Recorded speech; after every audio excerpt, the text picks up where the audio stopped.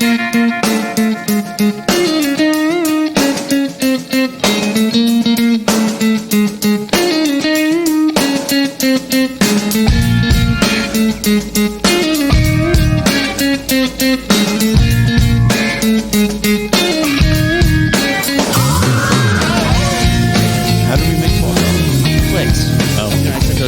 what happened to that guy that ordered the T-shirt off the website? I don't know. Should we send him a T-shirt? We should. I have to. Do we have his address? Did he pay? I guess is the most important question. He paid and then it got returned, and there was some technical difficulties. Oh, he got his money back. He did, and then but I got his information. What I should have done, were I on top of things, was to contact him, apologize, and send him something. That's what normal people do. Yeah. We should do that. We should. But, God, what a freaking week. Tell me about it. And we're crack. Are we crack? And we're back. Welcome to Recovery in the Middle Age. All right, can we start that again? No. Welcome to Recovery in the Middle Ages, the podcast about two middle-aged suburban dads and their pursuit of life, love, and recovery. I'm Natx. Oh, we're doing last names? Well, no, I'm branding a little bit. Okay. Branding. And I'm Mike R., the beleaguered attorney. And boy, do we have a show for you today on RMA. The guys fight the feeling. Oh. Anxiety, depression, and general malaise creep in as summer burns on. And our first ever Recovery in the News special edition episode. All this and more today on a very special edition of RMA.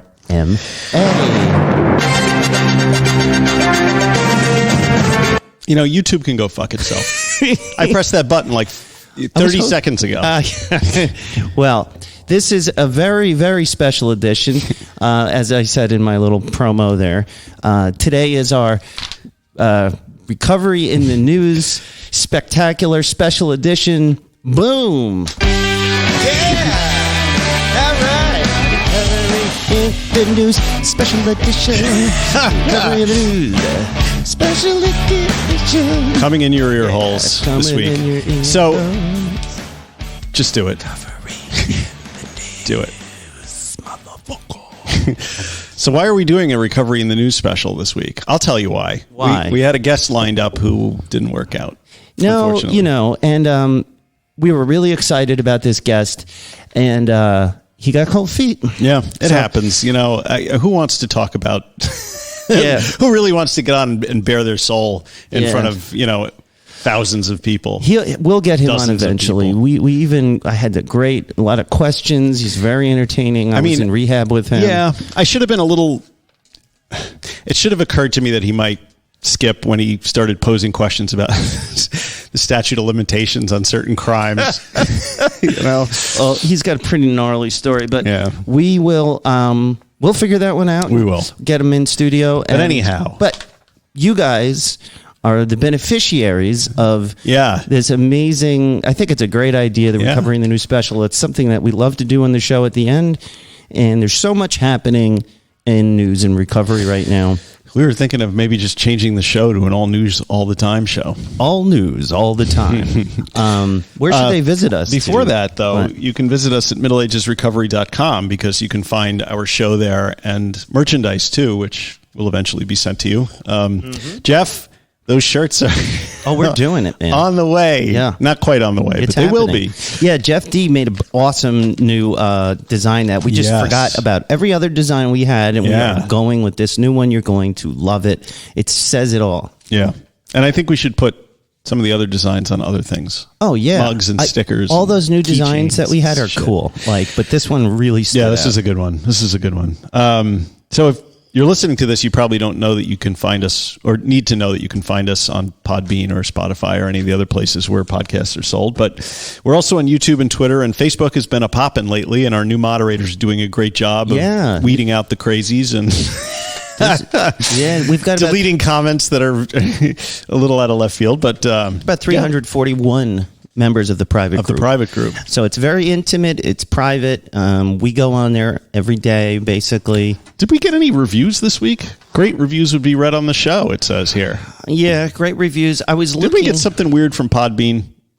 We did get something weird from Podbean. Somebody left us a review on Podbean. That's a new one. Yeah, well, Right? we're getting more and more people listening to us on Podbean, and Because people hate fucking Apple. The Apple interface for podcasts sucks balls. people say that, but I like Apple. What do you? I hate it. I don't know, but Spotify is going to be I more use it and more. No, I hate it, but I use it. I'm looking at our Podbean feed. I'm tap dancing.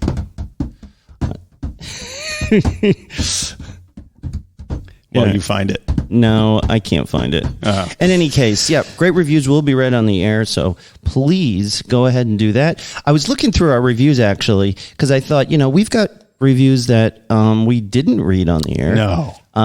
And I thought maybe we could read a couple that we didn't get. A couple of old ones. A couple of old ones. People who left them who are harboring resentments against us for not reading them after promising to do so, perhaps. Yeah. So this one was great. It was, I think we read that one. In any case, Ryan JJJ Chicago says, honestly, I'm in the midst of a massive struggle with addiction right now. Oh, that's good. I mean, that's bad. Sorry. I found you guys a week or so ago and have binged a good 10 episodes. Wow. Although a regular attendee at AA, I can't seem to get sober using their model. It began to make me feel unworthy or as if something was wrong with me. To hear you guys talk about alternatives to AA honestly gives me a huge light at the end of the tunnel, realizing this recovery deal can be done other ways. Love the show.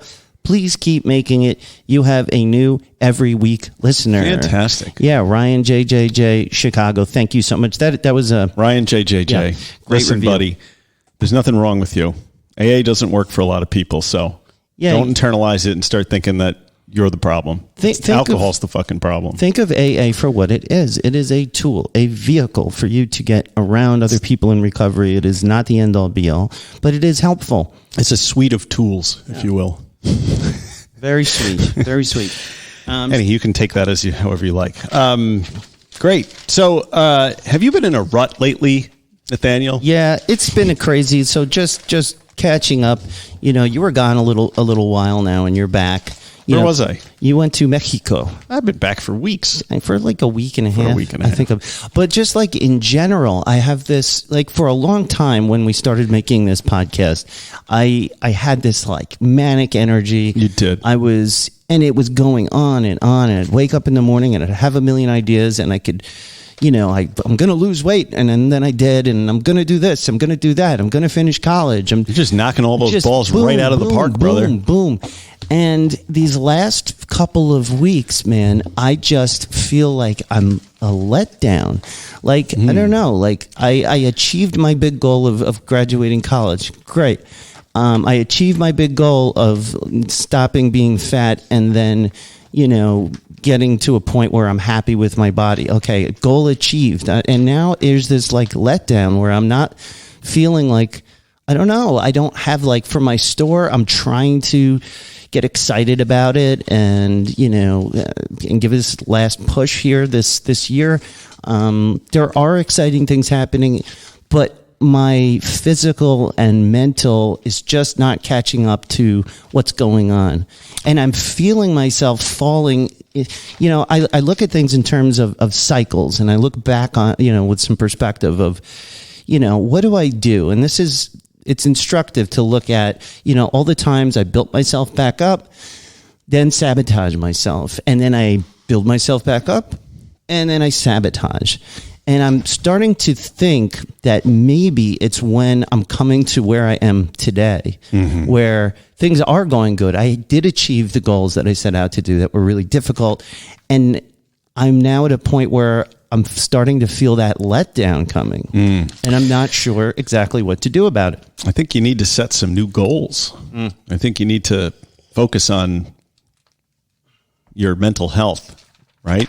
Yeah. I mean, for every period of sustained mania, and I've been going through one myself the last few weeks as work has sort of ratcheted back up. I've been not sleeping. I've been getting up at 4:00 in the morning. I've been working. I've been running. I've been back to lifting weights and stuff.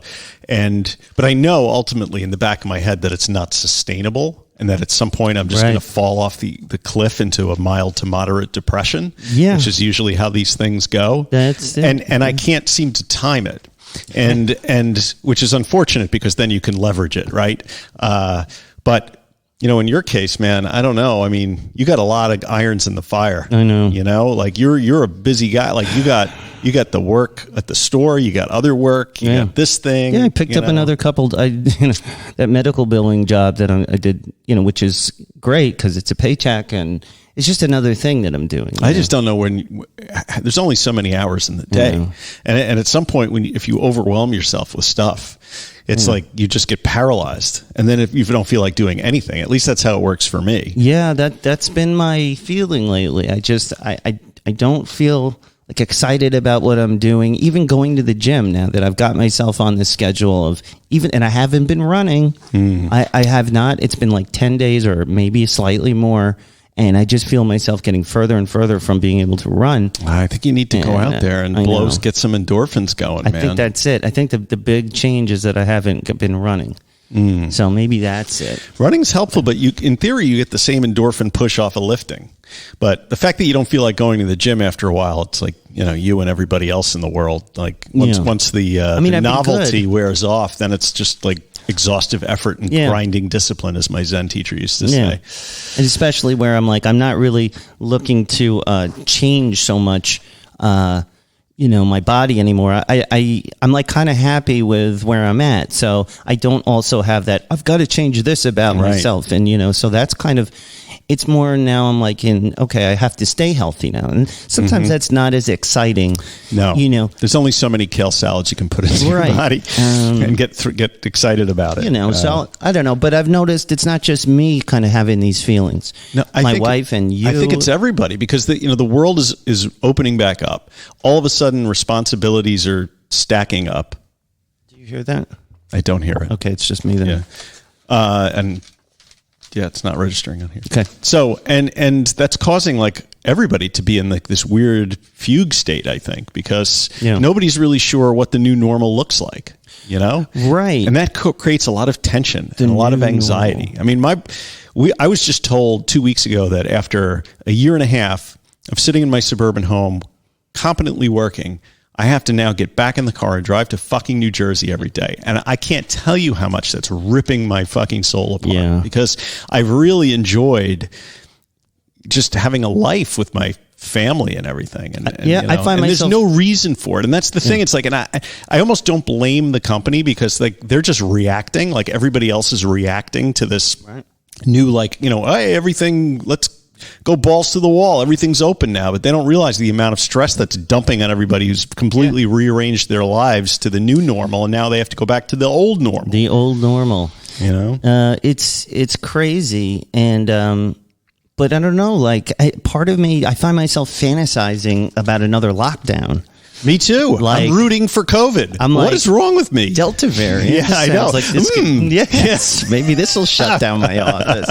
Give me an excuse to do something else. Like go get my master's or something. I've been forwarding articles on the Delta variant to my boss. Like, see. He's on my side. It's the people above him that are the problem. Well, it's spreading the Delta variant. And a lot of it is people who are not getting vaccinated. But the truth is, we don't know what's going to happen with this stuff. We don't know how vaccinated people, like different vaccines have a different, like my father was telling me, you should wear a mask again because they think J&J vaccine isn't as, I hadn't seen that, but they're talking about J&J folks getting a booster. Yeah, which a lot of people get angry when they hear that. And I'm like, no, I'll do a fucking booster. Bring it on. Yeah, man. Like, why are we getting angry? It's like, if they're now telling us that this is going to protect me better, then I'll take a fucking booster. See, now this is the mental schizophrenia, right? Because on the one hand, you're like, I need the Delta variant back so we can shut down and my life will be better. On the other hand, I need to take 4 shots so I don't get COVID, right? Yeah. So I think everybody is fighting with that same dichotomy, right? Yeah. It's tricky, and But you're right. It's making people moody as fuck. I'm seeing it everywhere. Yep. Even my mother came and visited the shop yesterday, and she had that faraway look in her eye, and it's not just because she's 78 years old. I can tell, and my wife has been a little moodier. Even though, we were having this conversation last night. We have a lot of exciting things going on. Yes, we do. Not only that, our bathroom, not the shower door that exploded, has now been fixed. Right. And our main bathroom, ever since we moved in, we've been waiting to take care of this bathroom, and so finally that's all done. Is that why you guys have a dumpster in your driveway? Yes. Okay. That's exactly why. But it looks really good, and that's really exciting, and that's awesome. Noah's been doing good in camp, and today I guess that they have like a class president thing that they're doing at camp? It's Eastwood's camp. Okay. And so he wanted to wear. Today is a big vote. He's running for vice president of their group or something like that. And he's just very into it. Looks like he's having fun at camp. I drop them off every morning. He's getting along with his brother. And for the most part, I'm really proud of these guys. They're having a good summer, and we've got a just wait. We've got a big trip. Coming. We've got a big trip to look forward to. Our families. Is that this week? That is this Sunday. Right. So we're all headed to the whole Recovery in the Middle Ages family posse is headed to vacation. We are, and I found it amusing that the only places to eat at this place are named the Trails End Pub or the something brewery, or so it's all alcohol focused, as much of après skiing culture is, because this water park is at a ski mountain in Pennsylvania. Yes. So your wife got us a reservation at the Trails End Pub. So yeah, we won't say what day we're there because we're going to be we don't want to be bombarded beset by fans. No, if you do see us, come up for an autograph and yeah. Just should we bring some shirts in case somebody just wants in to? Case. The three people. But you know what? That'll be interesting because we've never been away together. Well, we were in a Cub Scout camp out. Oh, right. But we weren't really that was buddies. Before this. Yeah. Yeah, I think it'll be great. It'll be a meeting of the minds and the families and the water slides, and I'm looking forward to it. It'll be wholesome family entertainment. Yeah. So what happened in your life? Yeah, go on. Let me ask you a question. Yes. Because you said some things last weekend that confused me very, very much. Uh-oh. Like you went to the Museum of Natural History, whatever. Yeah. Right? Was that this week? Did you do that? Or no? Yeah. Oh, well, and then you ended up at a vegan restaurant and then eating steak later. Why don't you just go through that? Because it was very confusing. Yeah. Well, last week on the show, I made a point of saying, Sunday's my day. It's my day of rest. Right. Right. All of that. But I guess I didn't mean rest. It really is my day to do a million things with my family because I'm off.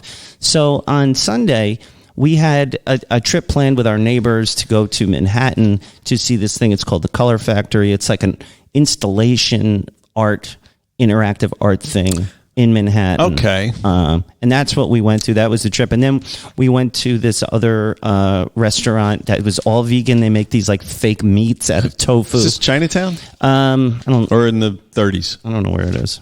Okay. I just sit in the car. I want to go there. It's really those good. Yeah. And it's a friend of my wife's. She's been going to his restaurants for 20 years. He's really excellent at making these pseudo meats. I'm not a vegetarian or a vegan, and it's really, really good. Wow, cool. And needless to say, when we came out of that restaurant, there was two really rough-looking dudes smoking crack in the street, and they saw not even in the street. They were on the sidewalk just outside of this. It's like a nice restaurant. Yeah. Literally with the crack pipe. I didn't notice it. My wife did because I'm walking slowly with the kids. She was standing up with our neighbor. And they were like, "Get the kids over here," right? And you heard the guy smoking crack be like, "Oh, dude, put it away. There's kids, man." Oh, wow. And I'm considerate crackheads. And it really hit home that, even outside of this fancy restaurant, there's people smoking crack. How did you find New York? Because Erin was in last weekend with Ben one of the days, or last week, and she said that there were people shooting up in the street Well, and nodding out in the street all near Times Square. And maybe. that is not my recollection of the city. If she saw that and I saw guys smoking crack, I mean, right. What are the odds, right? Usually that's a... yeah. Yeah. I grew up in the city. I've been in the city 1,000 times and I've never seen that. Huh. I've been propositioned. You know, you always get the guys like, yo, man, you want that hydro? And I'm like, no, Right. no, thank you, sir. Yes. Don't want that hydro. Don't need that hydro, bro. Currently not looking for that hydro. But it all happened so fast, and like we had left at 9:00 and it was 12, and I said, you know, well, what else can we do? We're in the city, we got the kids, and I knew that our neighbors weren't up for it. They're a little bit older than us, and I think they were a little tired. So we said, hey, why don't I got the brilliant idea of let's go to the Museum of Natural History, which is one of my favorites. I used to go there as a kid. If you've seen the Night at the Museum series, you'll know what we're talking about. Yeah, and the kids had a great time. My headphones are completely... Do you not hear that? I do not hear anything. It's all in your headphones. Yeah, I'm sorry. And so it was really cool. So we took our neighbor's daughter, who was friends with, you know, my son. With their permission. With their permission. They went home, and we were able to get, you know, everything was timed. So you had to have like a time reservation. It was 1:30, and I looked online and it said there was a 2:30 available. I'm like, let's do it. But first, we had some time to kill. And my son, there's an ice cream shop in New York City called Big Gay Ice Cream. Nice. And for some reason, my son, it's like, we have to go to Big Gay Ice Cream. I don't know what, he just thought it was the funniest thing. And so and it was all walking distance. So we were able to find parking, which is not normal. And you don't know what part of the city this was? No, I don't know. It's all near natural history. It was like so right the around the 80s, corner. Upper West. Yeah. We had a great Big Gay ice cream. Got a funny picture of it. I mean, it's really good ice cream. Yeah. And then we got into the Natural History Museum, and it was amazing. I used to go there as a kid. I have memories from when I was my son Max's age going there. So to bring, even though we only went for like 3 or 4 hours, you know, you need like a week to go through that. Yes, you have to be selective with what you're looking at. But, you know, the only problem is the kids by the end of that were so exhausted. I'll bet. I was exhausted. And our neighbors, you know, invited us over. My neighbor's a really amazing cook with his grill. Like, he's amazing. So you cannot turn down when he invites you over. You have to eat. Wow, you guys crazy. Yeah, and so he was marinating these steaks that he got, and he's like, come over afterwards. And I would love to, but I was exhausted. And in fact, my oldest son, Noah, he basically had a breakdown. Yeah. You know, he just couldn't. He got in bed with his phone, and I could just see he had it. And so we just left him home. We walked across the street. We're like, you know what, chill out. Right. And then we had a nice dinner. But it was a really long, really exhausting day. And so, and then I was back to work on Monday. You guys are very social. There's no way I could have made it to the second event. No way. No. Aaron and I would have hidden the house and pretended we were sick. Yeah. Well, it's one of those things. I spent so many years being like that. I'm like, you know, I'm always fighting against trying, you know, but that's what I really want. That's my natural state. To hibernate? To hibernate, yeah. You know? I know. It's true. You got to put yourself out there sometimes. They say that's healthy for your recovery. They also. do. And sometimes I do it, you know. It is. It's funny, though. Last night, you know, talking about people smoking drugs in the street, last night, occasionally I go down to the beach over here with my camera and take pictures of shorebirds in the evening. Mm-hmm. It's one of my... Shorebirds? Is that a euphemism? No, it's... they're actually birds. Actual birds, okay. It relaxes me, and I needed to be relaxed last night. But so I go down there, and there's a bunch of middle-aged guys and their wives, probably my age more than they were yours, and they're sitting in their like American flag beach chairs and stuff. And I'm like, it's always, you know, here we always. Never mind. I'm not going to say the town that we're in because everybody probably knows anyway. Yep. But I'm like, there's the town folks hanging out, you know, doing their boring town things, and I'm standing in front of them taking pictures, and I'm like, what's that smell?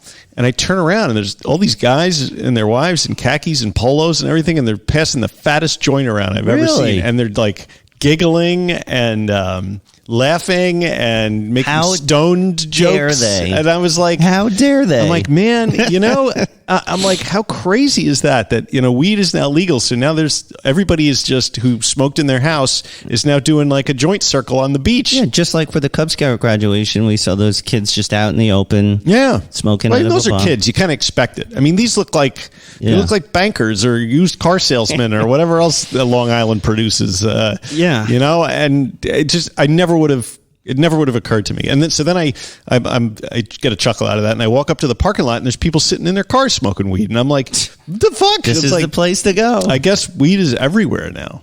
Yeah, it's interesting. I don't know where they're getting it because Massachusetts. I guess so. You can just go to the dispensary and bring it all home. How is this supposed to shake out? Like in a year when everything gets caught up, are we going to be able to go into 7-Eleven and get?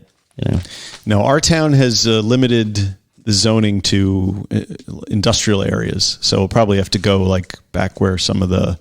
In Syosset where those gyms are, the MMA gyms, they tuck them back in with so over there. Right next to the MMA gym, you can get your quote-unquote medicine. Yeah. I don't know. I just thought that was interesting. Well, it's, we're going to start to see that more and more. And I think, as we're going to get to in one of the articles that we're covering today, people now returning to work are coming back from a scenario where they have new addictions or worsened addictions. Yes. And so people, just like you said, you changed your whole way of life. Some people, when they did that, added drinking all day or added what if they were smoking weed once in a while before, now it's all day. Right. And so all of these things are going to come out, especially in the workplace.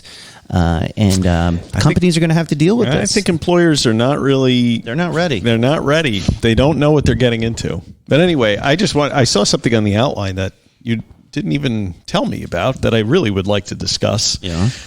You had a customer come in the shop who apparently has a drinking problem and was looking for some... I don't know. Advice, solace, It was really commiseration. Weird. It happened really fast. First, these two kids, sometimes kids come in by themselves to the shop, but these were very young kids, so I knew there had to be an adult lurking somewhere. And the kids were running around the shop for a little bit, looking at stuff, and I'm wondering, like, where's their dad? Guy comes in, he's on the phone. He did one of those. He's on the phone. Finally, he gets off, and I don't know how it came out, but it was something like the kids are giving him a hard time. And I'm like, yeah, kids, right? And he goes, yeah, sometimes you just want to get bombed, And I was like... How did he look? Was he like disheveled? Was he tired? Really. Did he look hungover? He didn't. No? He just looked tired, and he just looked like I used to feel. Like when you're in that active addiction, functional alcoholic scenario... You can look great. Like I used to look all right. Yeah. You know what I mean? You got your kids, but you're miserable. Every little thing. And so he said to me, "Oh, you just want to get bombed." And I said, "Yeah, me too." I said, "But not in almost 4 years for me." And he looked up and goes, "Oh yeah." And he goes, "Well, not in a half an hour for me." And I'm like, "Yeah." Was he serious? Yeah. What time of day was it? We were, I don't know, maybe 2:00 or something. Okay. And I'm like, "Yeah." I told him, I don't know. It just came out of me, and I was just like, hey man, that was me. I used to wake up first thing in the morning, have a drink, have one at lunch, wake up at 3 a.m. He's like, really? And I said, yeah. And I said, not in almost 4 years now. And he looked at me and goes, we got to talk, And then he gave me the knuckle pound that people tend to do these days. And, right. Or what is it? Respect knuckles, something like that. And then he walked out. With the kids. And I'm like, that was really interesting. I was amazed that I was so open with a random stranger, but I could almost sense he was looking for some kind of identification, some kind of is anybody else out there, know what I'm going through? And for me to say, I was there, man. I know exactly how you feel. I know exactly what you're saying. I was there and now I'm here. Well, and you are now going to reside in his head a little bit when he thinks about not drinking anymore, which he inevitably will at some point.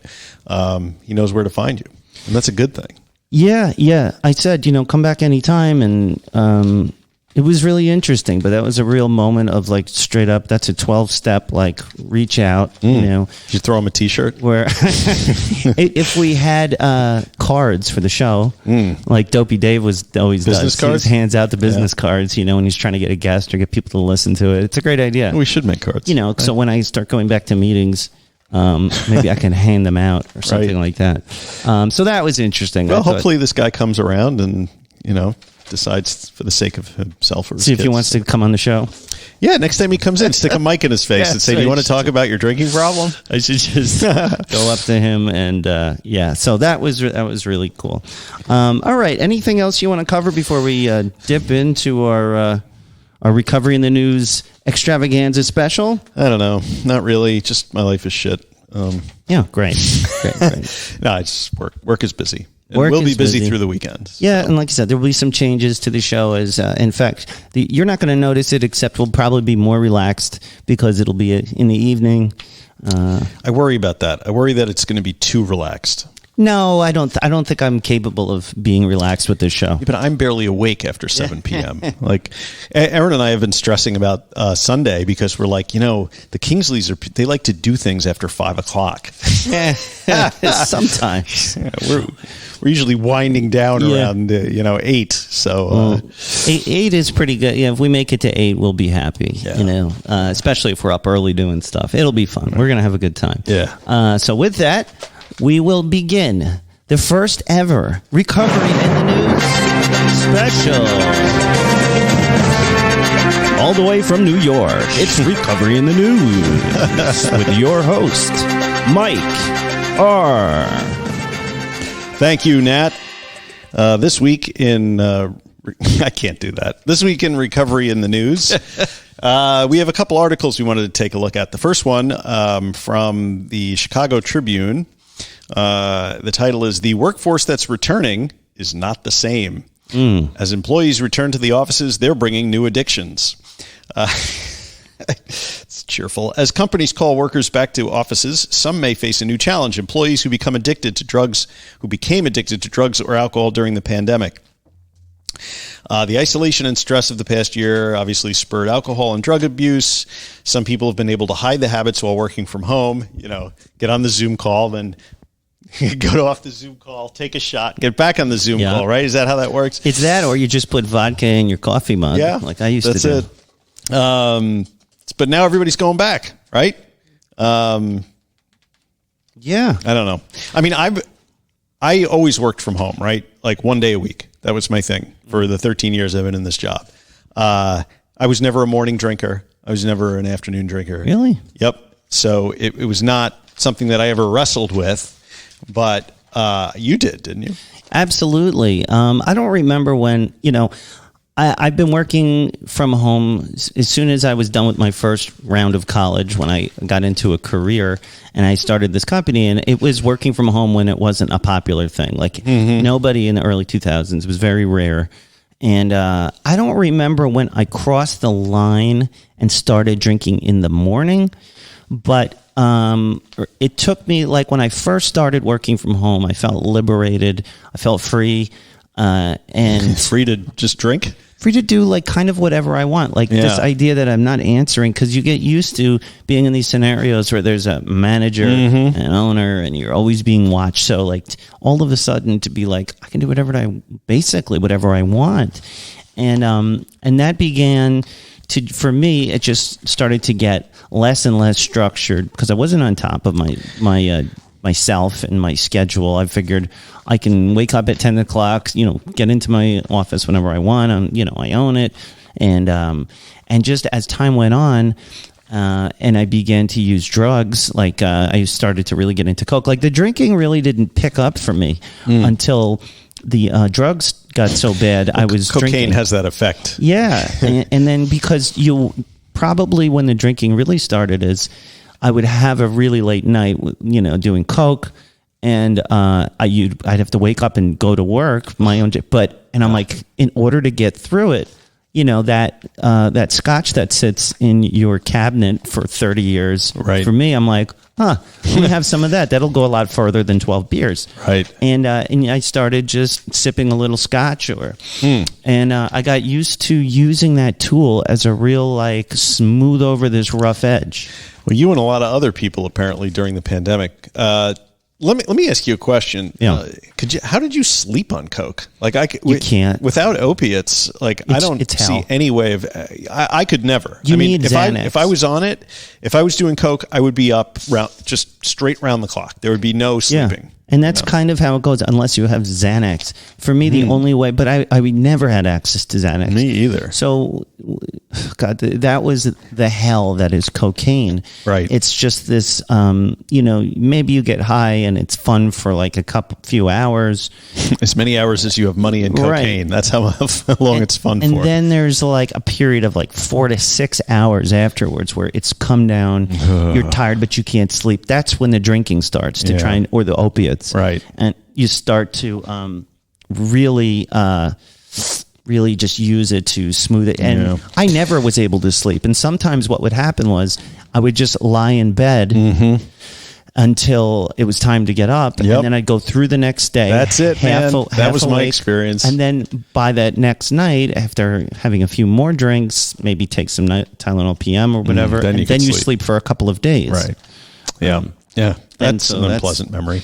No. So assuming that there's a fair number of people who are involved in that cycle going back to their offices now, their actual physical offices, I'm wondering what the what the car accidents are going to look like. All these drunks going back to work. Yeah. But people are going back changed. They are. But how should companies address the issue? Right. What are they supposed to do?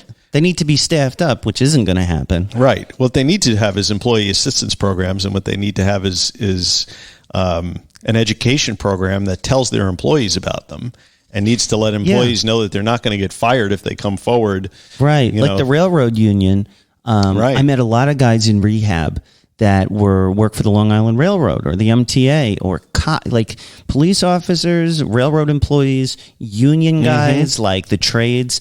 I met a million guys that were, I'm a steam pipe fitter union guy. I'm a bricklayer. Right. I learned about trades that I didn't know existed because a lot of them around here have a very we could learn a lot. They have a robust healthcare system. Yeah. And that's one of the things that they collectively bargain for, right? There's actually a position that has been developed to specifically handle addiction issues in unions. I forget what they call them, but they'd always say, my so-and-so sent me here, or got me. And it's like an employee representative who deals with getting them into rehabs and monitors that. Must be an interesting job. Yeah. I wouldn't mind doing that. Yeah, I had a therapist that did that for a living a while ago. Because you look at the statistics. I don't know.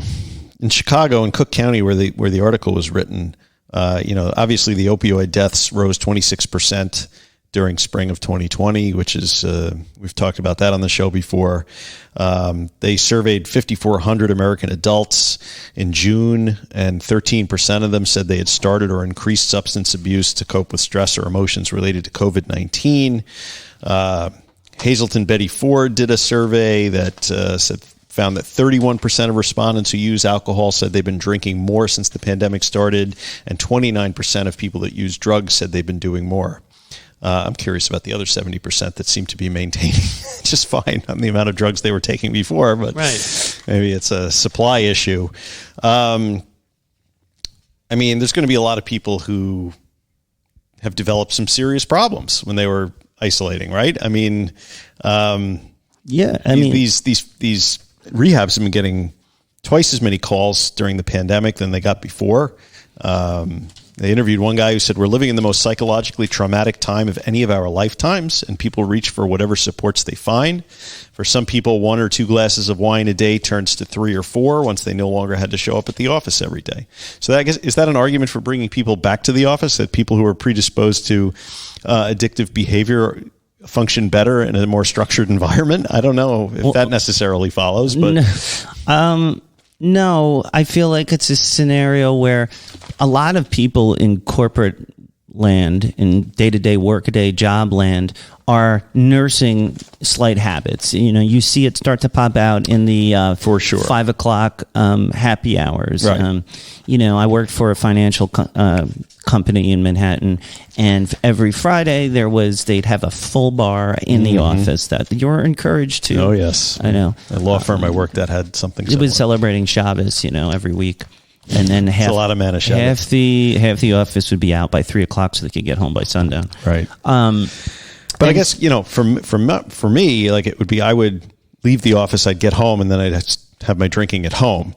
But if your office is your home, right, and you're drinking, then I could see it's very easy how that could creep earlier and earlier into the afternoon. Yeah, especially even people who start drinking at lunch. Did that a couple times. A lot of people do that, but if you're prone to do that, or if that's something you started getting used to and shooting for, and that was something like, oh, I had a rough morning, I got to get my lunch beer or whatever, and if there's nothing to stop you from doing that at 11:30 and putting it on your desk while you're in meetings, and it stands to reason you have an addictive drug that alcohol that you continue to intake and more, and by the time you have to go and be a normal workaday Joe, you can't get by a couple hours without a drink. When I work for the city as a city of New York as a young attorney, I work with these two older guys who were probably at the end of their career, and they were telling me, and they showed me, because I went out to lunch with them a few times, that after a morning in court arguing motions, they would go to the bar and they would have lunch there, and they would drink probably 3 or 4 drinks, and then go to afternoon court and argue with 3 or 4 drinks in them. And I was looking at this, and even as a younger attorney who was, had my own substance abuse issues, I was like, these guys are fucking crazy. Yeah. But what they told me is that used to be the norm. Yep. And they were just sort of dinosaurs that didn't, Right. So I guess, I don't know, maybe the alcoholism was just more out in the open back then. Or just accepted. People expected a man of a certain age, you're over 21 or something, or 18. Yeah. It's being a man. Right. But I don't know how you function like a man should hold his liquor. Like Ulysses S. Grant is a famous alcoholic president. Right. There's lots of stories about famous men in history that were just always wasted. You know what I mean? Winston Churchill being the other one that comes to mind. And you wonder how they pulled it off. But this is a human condition. This is the way we are. And when you take alcohol, no matter who you are, you're going to want it again. I mean, even people who, quote unquote, just drink for fun and don't have a, quote, problem, still, when they think about relaxing, they can't separate relaxing and having fun from drinks. You see it all over Facebook. You see it everywhere. People they don't even take pictures of themselves anymore. Look at my drink. Mm-hmm. You see this? Oh, yeah. It's booze porn. Right. It's the weirdest thing. A picture of my fucking wine glass. Look at this. I'm fucking drunk. I want to read you a text that I sent you last night, which is kind of germane to that whole thing. Did I answer it? You did. Oh. You were also complaining about your down day, and instead of being sympathetic, I just threw my down day right in your face. You're like, you think you got it, man? So I apologize for that. That's all right. Tandem sponsors, goes both ways. I wrote to you at 5:30 last night. I just experienced an intense craving for the relaxation that drinking used to pretend to deliver, though not for the drinking itself. Right. Well written. I considered that to be, thank you. I considered that to be a successful text and a successful way of thinking about it, because I was able to separate the desire from relaxation from the desire to have the drink, which I thought would have brought it to me, which I now know really would not have. And just to put it, shine a light on the recovery that you're experiencing, that is a great example of how you have, crossed a line now, where you're able to take that thought that you identified as I want that feeling, which is associated with the drink, and you were able to intellectually say, That's just looking for a drink, and I know that's not going to actually give me what I think I'm going to get. And your ability to do that and internalize it, and then not moving forward with it, I mean, that's progress. That's where we should all want to be. Yeah, your response was, I felt that. Give yourself 10 minutes to meditate. That was great advice. It was good advice, and I did meditate later that evening. But what I also did was I changed my scenery. I got out of the house. Erin and I were just spontaneously decided to go out and get something to eat, and I had a mocktail at the restaurant I was at. I had the Damsel Detox because they name all the mocktails after fruity drinks because I guess they assume that only fruits will order them, but whatever. And just the act of changing my scene, so to speak, and having a refreshing health tonic of a mocktail, I got that relaxation. It wasn't like that feeling that you get from when the first glass of wine hits your liver, but it was pretty close, and I was able to sort of reorient myself towards a more relaxed frame of mind. But it took some work. And you have guys like this Robert Druckels, 47 of Carlinsville, who knows firsthand how working from home can work in an addiction. I mean, he's a lawyer. This is the guy from the article, by the way, in case you don't know who I'm talking about. I do. Because you wrote read, so I guess that means we're going to read this one. I want you to read it. About 3 years ago, before COVID-19, the attorney's drinking problem became more severe as he worked from home. He stashed liquor bottles throughout his house to drink in secret away from the eyes of his children and wife, who were mostly at work and school during the day. Though Druckels didn't work and drink at the same time, I would arrange my work days around how and when I would get my work done so I could drink, he said. When you're not being watched, it is much easier to feed your addiction in a way that will cause your body to get used to more consumption consistently throughout the day. He managed for a time to do his job despite his addiction, but when he reached a low point and he finally told his law firm he was an alcoholic and needed to leave to go to rehab, his bosses didn't seem very surprised. They never do. Everybody knows, right? So when people come out of the closet as gay, everyone's like, we knew. Yeah, we knew, right? Arnie, you always stunk of whiskey. He believes he eventually would have lost his job as his drinking worsened and his productivity continued to slide. I mean, this guy is very lucky. He's lucky that he recognized the problem before it became a point where, his boss was like, "You're fired," because we woke you up naked in the conference room with a heart on. His law firm was supportive, allowed him to go to rehab at Gateway and then return to work when he was ready. And he hopes that other employers are equally as understanding as workers return to the office with new or worse substance abuse problems. But not everybody who has a problem is at the level of this guy and can come forward and ask for help. Yeah, I mean, coming out with it and admitting it, much less to yourself. But I remember when I finally had to, and everybody knew it. It was actually my father's birthday. I don't remember what year it was. I was married, and we were at where we live now, so it's within the last 10 years. But this was my first It was just, I had an awful Christmas where I was just wasted and I was on a bad trajectory. I was on heroin and just a real mess. But it was before it was out in my family that I was an addict and I was struggling. Right. And when I finally, my parents had come over and we were cleaning up. It was my dad's birthday, and everyone was kind of you could see there was something in there that they were all thinking about. Mm-hmm. And, I went into the kitchen. I just started to do the dishes, and my wife came in, and she said something like, aren't you just tired? Don't you want to just get it out? Right. And it was a real moment of, because a lot of the fighting that we did was very contentious and screamy and violent. And in this moment, she was really giving me the soft eyes, which I hadn't seen from her in a long time. And then I came out and I sat down with my parents and I said, I have a drug problem. And that was the first time that was my biggest fear, was for them to know that I had fallen so far, that I was so, they have very high standards just as people. Sure. And so, but it was one of those things where they all knew, because my behavior was insane. Right. The things I was doing made no sense. Right. And so that was the first, and it was still a long time before I got anywhere near recovery. Mm-hmm. But, that started the process of, I got into a hospital detox for the first time, and, but I mean, that was hard, and I had fallen far. For me to finally give up, to swallow my pride and say, I've got a problem. Yes.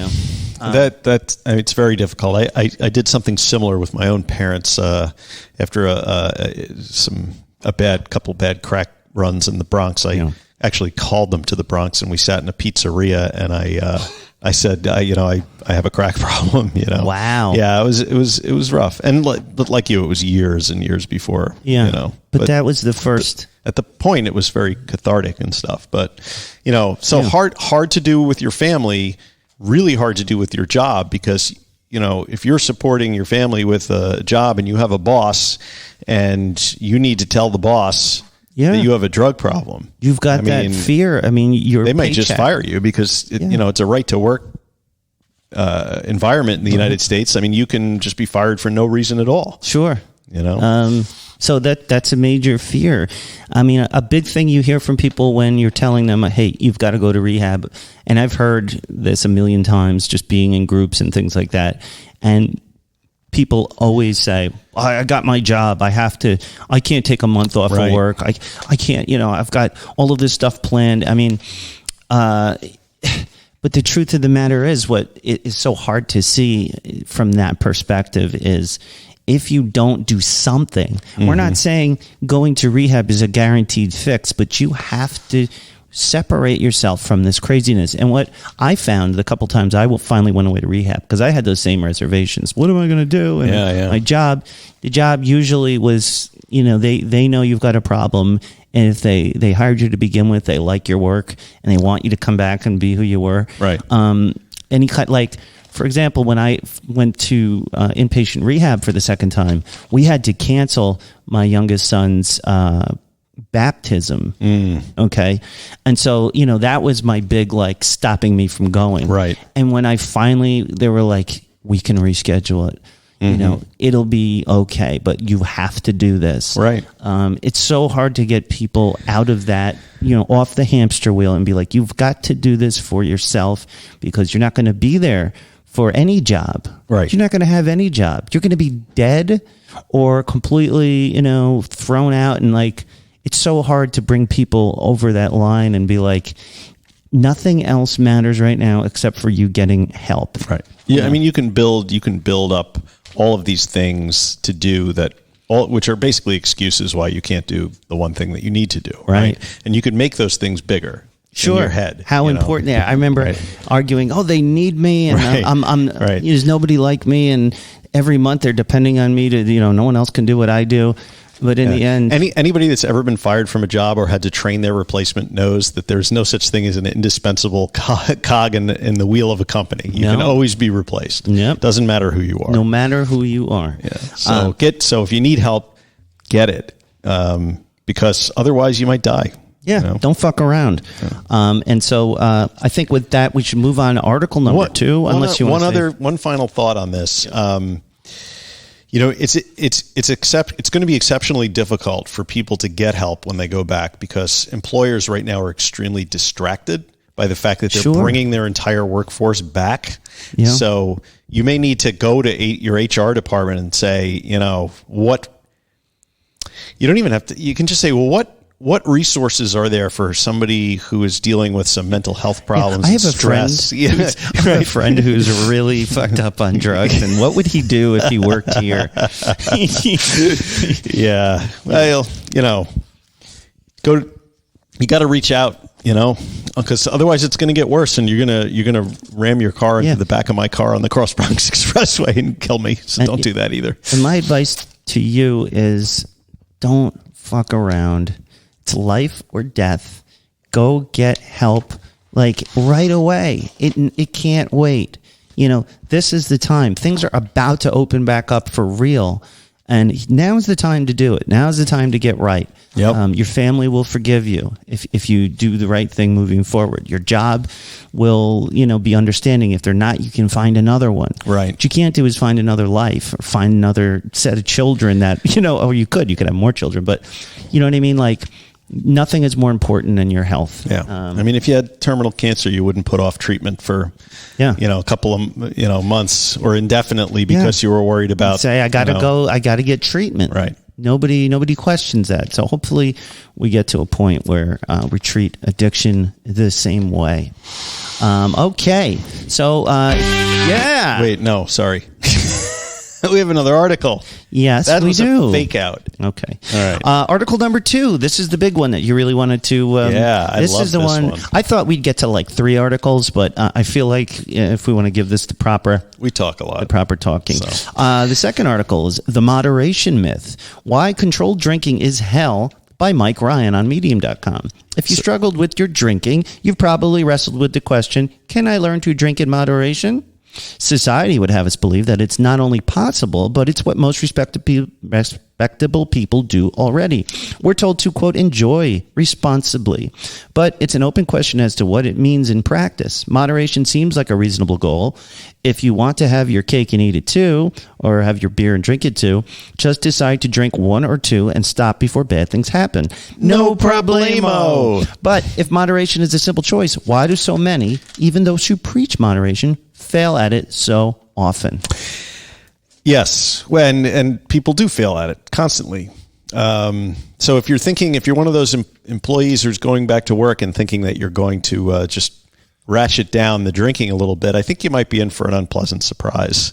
I mean, let's be honest. Despite everybody saying that what you're supposed to do is drink moderately, people do not drink moderately. Most people do not drink moderately. People who drink. Yeah. Right? I mean, I know I didn't. What's moderate? The CDC says how many drinks? 2 drinks. 2 drinks for a man, 1 drink for a woman. And that's moderate alcohol consumption. So how many people do you know who call themselves moderate drinkers that blow past that intake on any given drinking occasion? Like all of them? Yeah. For example, and I really identified with this guy.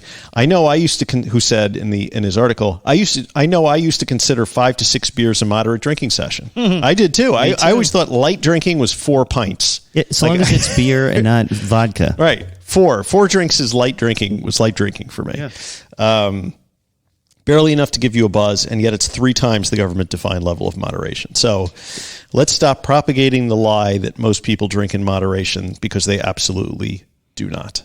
And here this guy channels a little Annie Grace, right? Yes, I was thinking that same thing. Read that one.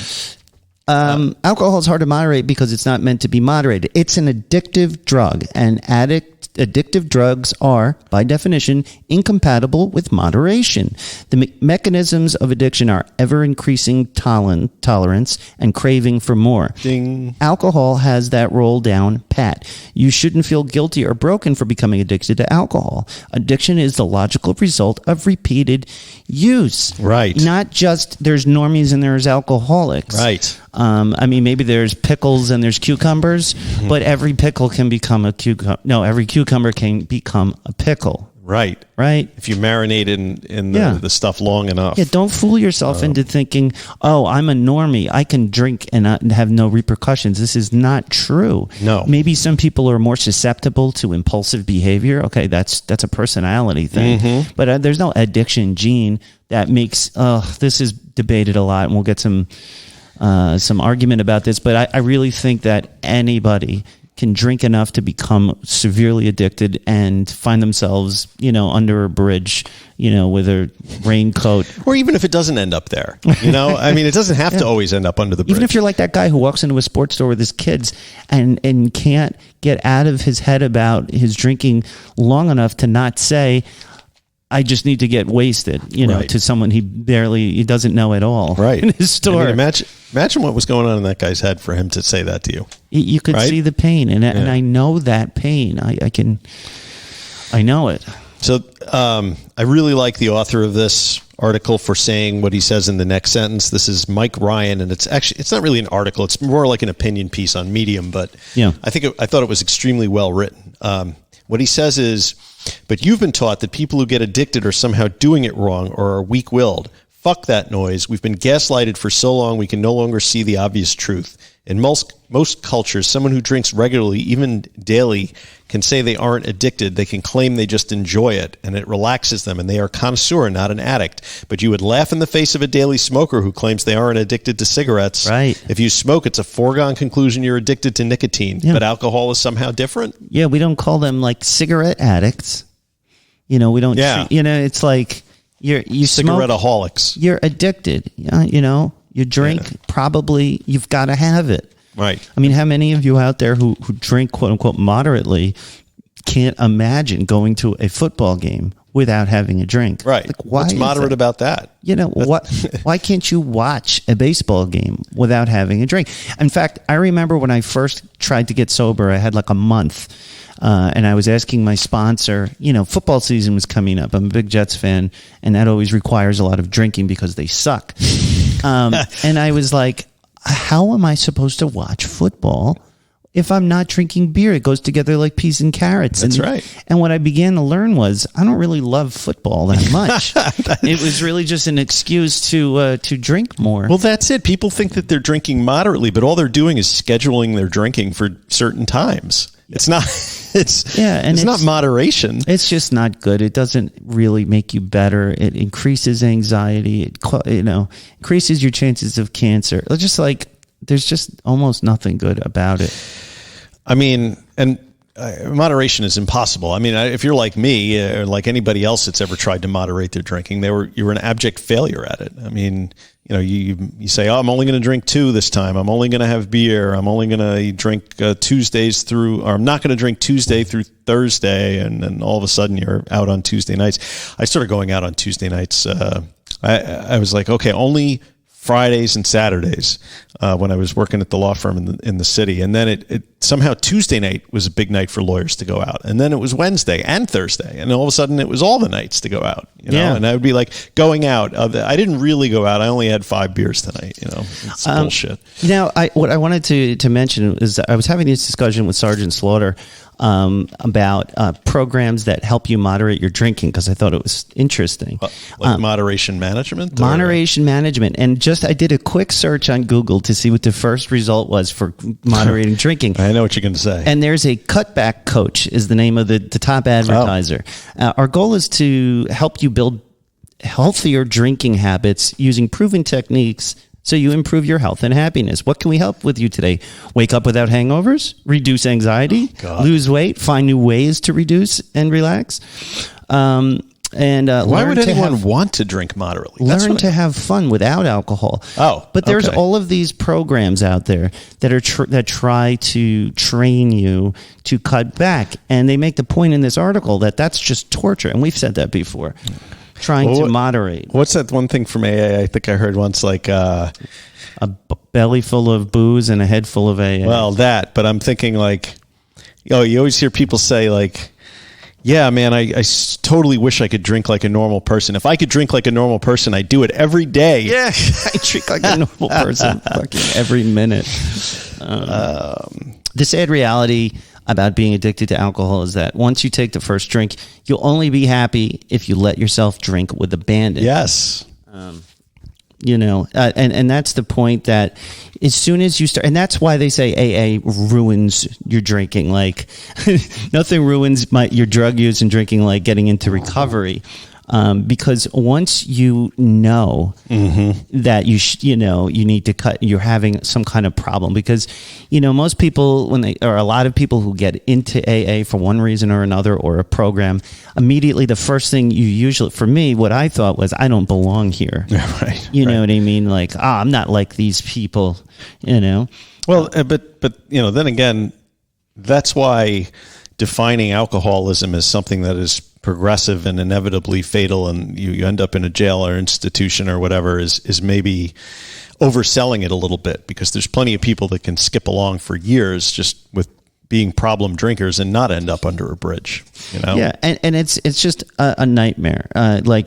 It can, and they also have something in this article that says moderation also causes decision fatigue. Starting each day wondering if and how much you will drink is an exhausting exercise. If you choose not to drink, You sit around thinking about drinking. If you let yourself drink, your willpower goes out the window the moment the buzz hits, making it too easy to justify having more. You're fighting a losing battle. You might think, but if I successfully moderate long enough, I'll eventually adjust to it. Sadly, I don't believe this is true. Yes, the brain is adaptable and can create new habits, but problem drinking alters the brain, this is important, in such a way that it never seems to forget the pathway to excess. And so much of getting into recovery is changing those neural pathways so that, when I get home and I'm ready to relax, what I reach for is I want to have my Mexican Coca-Cola, stuff like that. That brings me that kind of relief that I would typically get.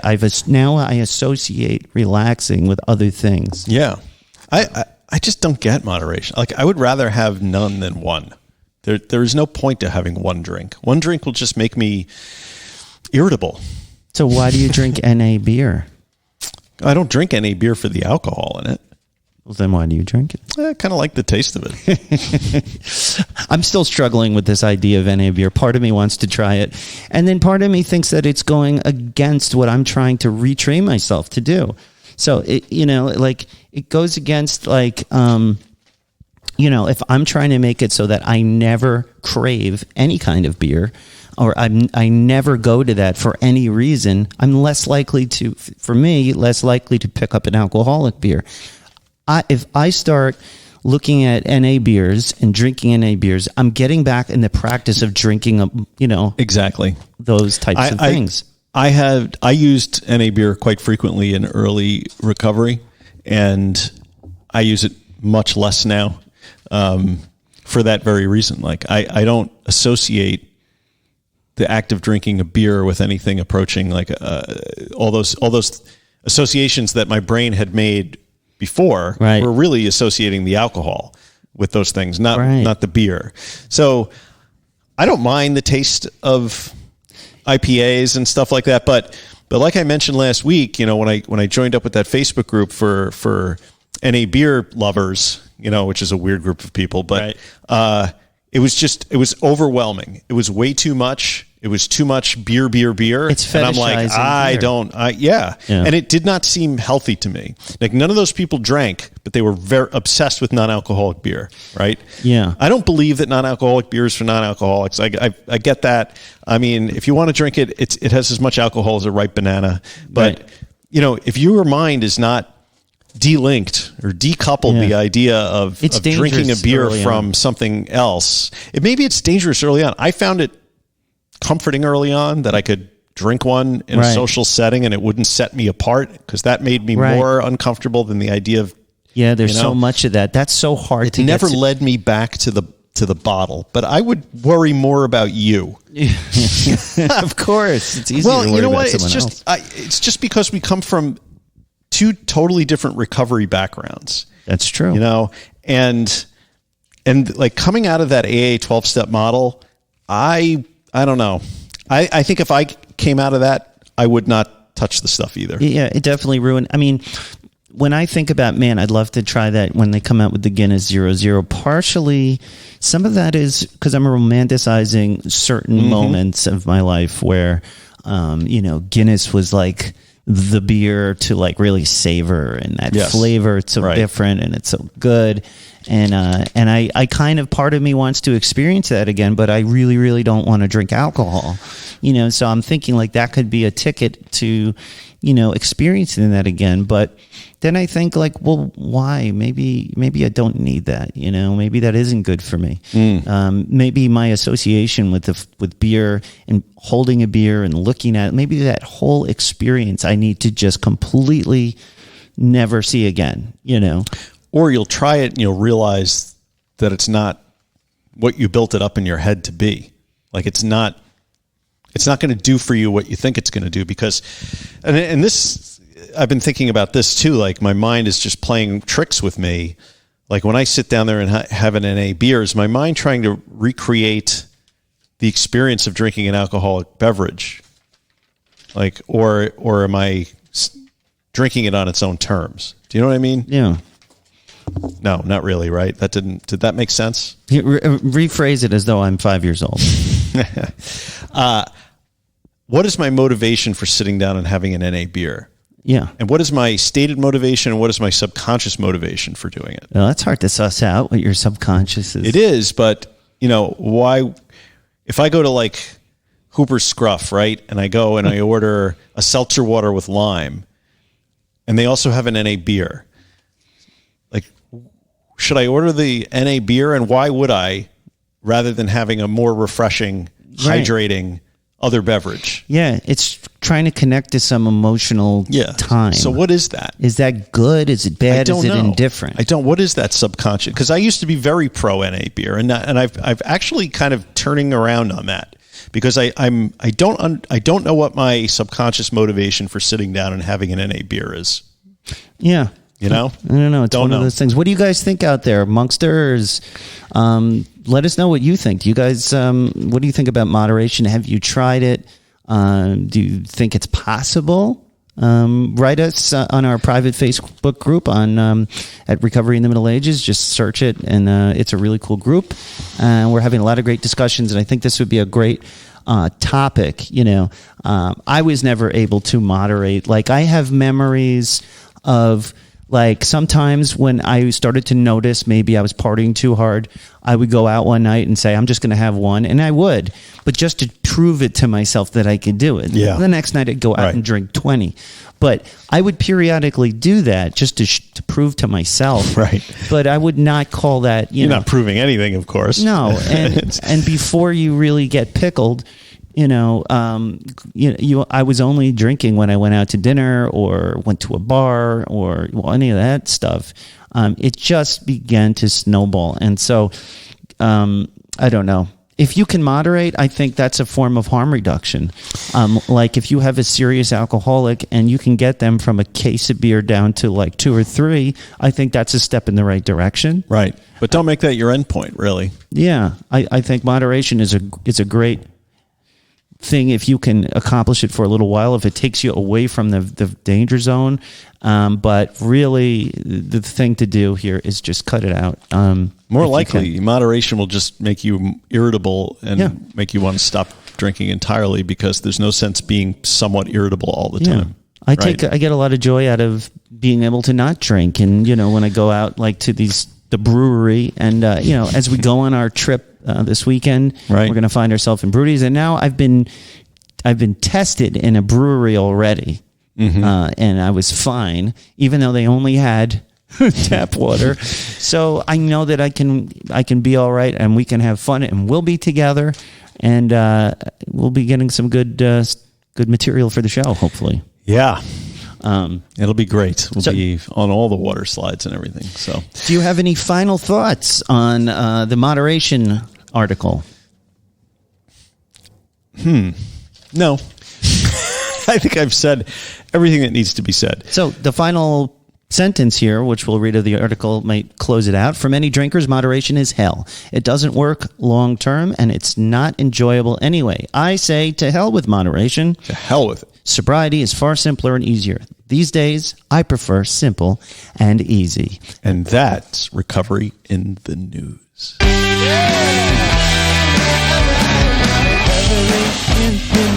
Special news. Special news. You gonna do it again? Motherfucker. Okay. Yeah. How do you think that went? The whole Recovery in the News being the center of the show. I think it might have been all right. I think I enjoyed it. It was good. I like talking about it articles. Fresh. Yeah, it does. I like it. I think maybe we'll do these news specials periodically when we run out of topics and books to discuss. When people cancel on us at the last minute. Yes. And what time is it now? This Week in Weird. Ooh. Mutilated cow discovered following UFO sighting by Tim Banal. Mutilate again? Yeah, I tried to look elsewhere, and I like what he does more than other paranormal a craftsman. Journalists.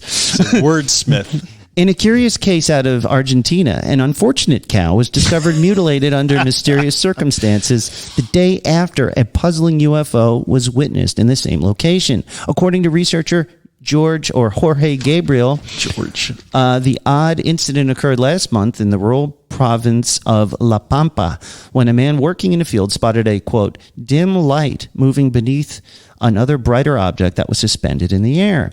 The two UFOs subsequently melted into one and departed from the sky at incredible speed.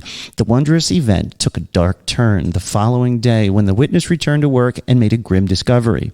Around 1,500 feet from where he had seen the UFO, the worker stumbled upon a cow that had been mutilated in a manner all too familiar with those who have studied this strange phenomenon. This is a strange phenomenon that happens? Mutilated, yes, cattle mutilations. Look it up. When the man tried to bring his dog near the downed creature, it refused to go near the dead animal. That would appear to be the case with any other natural scavengers, as the carcass remained untouched for days.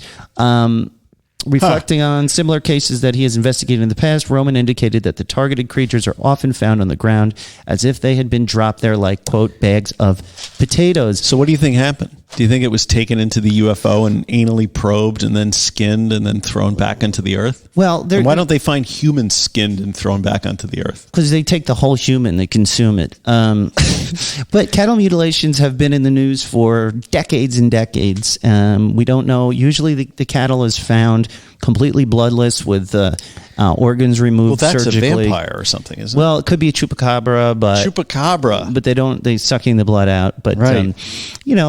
It's one way to explain how these cattle mutilations happen. And here you have a guy who, they see the UFO and then you see the cattle. I mean, it's not like Jorge couldn't have been drinking too much local hooch or anything and killed the cow himself in a fit of rage. I think he's actually the chair at a local AA meeting there. And so with that, it's Week in Weird. That's pretty fucking weird and a little dark too. A little dark. Yeah. It was a great show. That about does it for today. Visit us at middleagesrecovery.com. Oh, you have an ending on your outline. You didn't get one? Oh, wait, here it is. Yeah. And check out our new merch page. We got some new shirts coming. We have the old shirts that are awesome. Jeff D's got this awesome new design. Me and Mike are working on that this week. Join the discussion on our exclusive and private Facebook group. If you need to talk, don't hesitate to reach out to us on social media. Check out our show notes. They're really funny. Also, we need reviews, guys. This is a call to arms. And stars. Go to iTunes or Apple Podcasts app. Write a review, 5 stars, say something cool, say something funny, be pithy. Yes, pithy. Pithy. And please do that. We'll read it on the show. It'll be a lot of fun. Tell us your story. We get a bunch of cool stories sometimes, and sometimes we just get bots like wanting us to advertise things. But tell us your story on the website. There is a little form you can fill out, and we like to feature our listeners' stories. And if you have a compelling story and you want to be a guest on Recovery in the Middle Ages, let us know. Message us. Yeah. Listen to us on Podbean, Apple Podcasts, Facebook, Instagram, Spotify, Amazon, YouTube, and Twitter. So tweet us at Twat You Twit. Please go and make a review. I wrote that again. Go forth and sin no more. Yes, and as we say, non proficiat perfectum. That's progress, not perfection. See you next time. Be good, folks.